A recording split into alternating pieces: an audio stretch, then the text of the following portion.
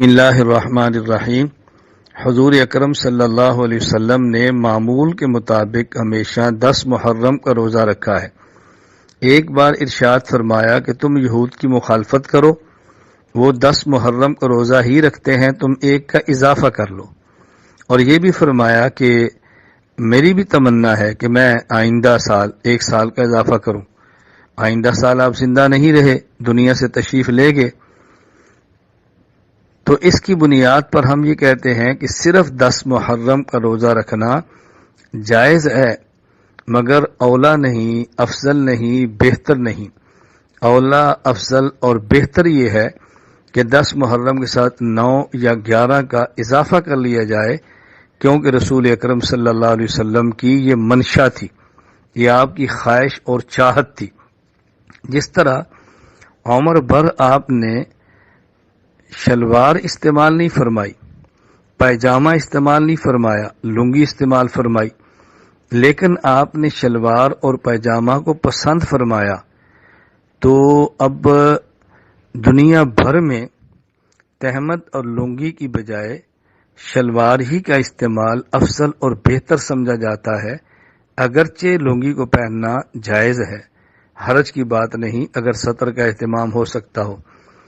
اسی طرح 23-25 رمضان کی شب آپ نے تراویح جماعت کے ساتھ کروائی ہے، اس کے بعد جماعت نہیں کروائی، لیکن آپ کی منشا یہی ہے کہ تراویح پورا ماہ جماعت کے ساتھ ہونی چاہیے، چونکہ حدیث پاک میں آپ فرما رہے انی خشید ان یفترض علیکم، کہ نہ کروانے کی وجہ اگر میں جماعت کا اہتمام کرا دیتا تم پر تراویح کی نماز فرض ہو جاتی۔ حضرت عمر رضی اللہ تعالیٰ عنہ نے اس منشا کو سمجھا ہے تو پورا ماہ تراویح کی جماعت کا اہتمام کرا دیا ہے۔ اسی طرح اس حدیث پاک سے معلوم ہوتا ہے کہ آپ کی منشا 9، 10 یا 10 اور 11 محرم کے 2 روزے ہیں۔ تو اب یہ بات کہ چونکہ اس دور میں یہود روزہ نہیں رکھتے، لہذا ہم صرف 10 کا رکھیں گے تو مشابہت نہیں ہوگی، تو مشابہت کی علت اور وجہ نہیں پائی جاتی، لہذا صرف 10 کا روزہ رکھا جائے، یہ بات مناسب نہیں۔ بسا اوقات علت ہی نہیں دیکھی جاتی بلکہ خود حکم یہ علت کے قائم مقام بن جاتا ہے۔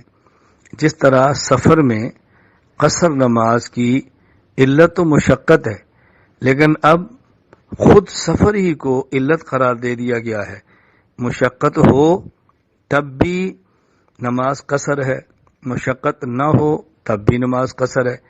اب اگر کوئی شخص یہ کہے کہ چونکہ مشقت نہیں لہذا قصر کی بجائے پوری نماز افضل ہے، یہ بہتر نہیں ہے، بلکہ نماز قصر ہوگی خواہ مشقت ہو خواہ مشقت نہ ہو۔